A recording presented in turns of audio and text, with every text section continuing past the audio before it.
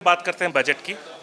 आप तो बहुत कुछ बोलेंगे, पहले 3 चीज़ बताइए जो बजट में आपको अच्छा लगा। बजट में अगर आप कहेंगे 3 उसमें अच्छी बातें देखें तो मैं कहूँगी 5 लाख से जो टैक्स एग्जेम्पशन की बात हुई है to move to 7 lakh, that's a good long overdue move, acknowledge by the government कि इतने सालों से नहीं किया है, तो अब हमें करना ज़रूरी है। 2024 को देखते हुए कर रहे हैं, आने वाले 9 राज्यों में चुनाव देख रहे हैं, जो भी हो, तो that is one good news. Second, I would say IT पे फोकस है, थोड़ा बातें की हैं टेक को लेकर, डिजिटल स्पेस को लेकर, एआई को लेकर, न्यू इमर्जिंग इंडस्ट्रीज़ को लेकर, दैट्स अ गुड थिंग। तीसरा, I can't think of anything else really. महिला सशक्तिकरण की बहुत बात हुई है बजट में, खास कुछ होते हुए नज़र आ रहा है आपको? सबसे बड़ी दुख की बात यह है कि देश ने आज इतिहास हुआ है जहाँ पे जो वित्त मंत्री हैं महिला हैं, कल राष्ट्रपति का भाषण हुआ था वो भी महिला हैं, दोनों ने साथ में नारी शक्ति के बारे में बात की। चार 5 पैराग्राफ्स उनके स्पीच में महिलाओं को लेकर थे, नारी शक्ति को लेकर थे। प्रधानमंत्री जी भी रेड फोर्ट से बोलते हैं, हर समय बोलते हैं, पर ये उम्मीद थी कि आप महिलाओं का जो गिरता हुआ पार्टिसिपेशन है लेबर मार्केट्स में, आप उसको एड्रेस करेंगे।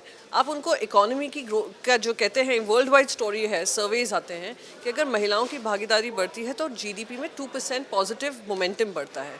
आपने उसके बारे में कुछ नहीं किया। बड़ी बड़ी बातें हुई थी, कल भी बात करते रहते हैं, पर सिर्फ आपने एक वो सेविंग स्कीम का बताया जो एक वन टाइम सेविंग स्कीम है, अप टू 2 लाख है और 7.5% आपको देगी।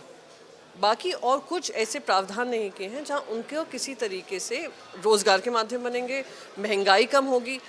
इससे पहले आपने बजट से पहले कोई भी महिला से पूछा होता कि उनकी बजट से क्या उम्मीद है, वो सिर्फ एक ही चीज़ कहती हैं, जो सिलेंडर 1100 रुपये महीने आता है बहुत ही बड़ा बोझ है हमारे लिए, उसको कमी करेंगे। वो भी आपने नहीं किया, तो I feel it is a disappointment as far as women are concern. तो जो महंगाई की बोझ जो महिलाएं सबसे ज़्यादा उठाना पड़ता है उनको, उस पर खास कोई ऐसे कार्रवाई नहीं हुई है बजट में जिससे उनको कोई राहत मिल पाए? जी बिल्कुल, आप देखिए, अगर आप कहें कि सिलेंडर कॉस्ट आप देखिए, एक महिला ने तो यहाँ तक कहा कि मेरी तनख्वाह 10,000 रुपये है, जिसमें से 1100 इसमें चला जाता है, फिर बच्चों की फ़ीस चली जाती है, सब्ज़ी दाल चावल खरीदने में चला जाता है, राशन खरीदने में चला जाता है।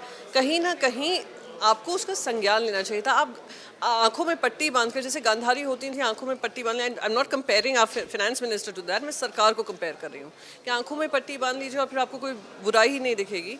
ये गलत बात है। ये जो दिक्कतें हैं आपने एड्रेस नहीं किया है, that is the biggest disappointment. एक तरफ इकोनॉमिक सर्वे कह रहा है कि हमारी ग्रोथ स्टोरी अच्छी रहेगी, 6.8% रहेगी as compare to other nations. आप कह रहे हैं पोस्ट कोविड आपकी पूरी रिकवरी हो गई है, तो क्या आपको सोशल स्पेंडिंग पर ध्यान नहीं देना चाहिए था?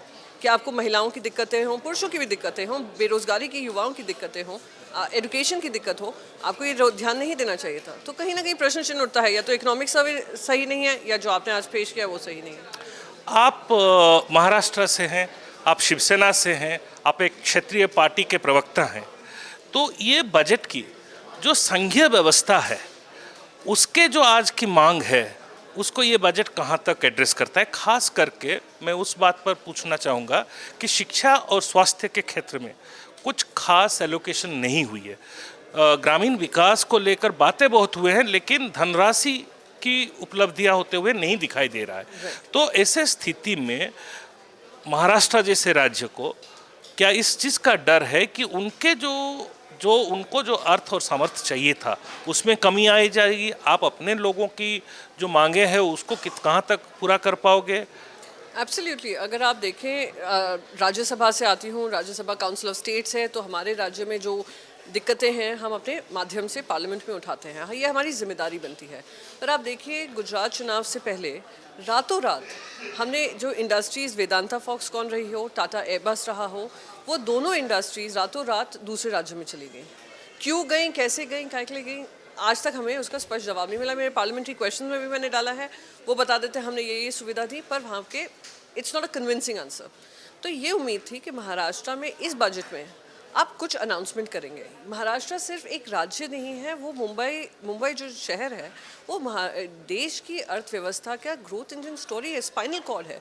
जब लोग कहते शरीर को देखते हैं तो स्पाइनल कॉर्ड हमारे अर्थव्यवस्था का तो मुंबई है। आपने कुछ प्रावधान नहीं किया। आप जीएसटी को आप ले लीजिए, जीएसटी एलोकेशंस में भी के जो रीइंबर्समेंट्स होते हैं उसमें भी भेदभाव होता है। गुजरात में आपने आज लैब डायमंड्स जो बात की है, लैब ग्रोन डायमंड्स की बात की है, जिसमें आपने रियायत दी है, वो Surat is the most flourishing industry. वहाँ पे आपको उनको फ़ायदा होगा, अच्छी बात है, फ़ायदा होना चाहिए, इंडस्ट्री ग्रो करनी चाहिए, पर राज्य स्पेसिफिक नहीं। गिफ्ट सिटी हर साल आप उसके लिए एलोकेशन करते हैं, नई नई व्यवस्था बनाते हैं, पर वो उस अपने हाइप पर रह नहीं पाया है।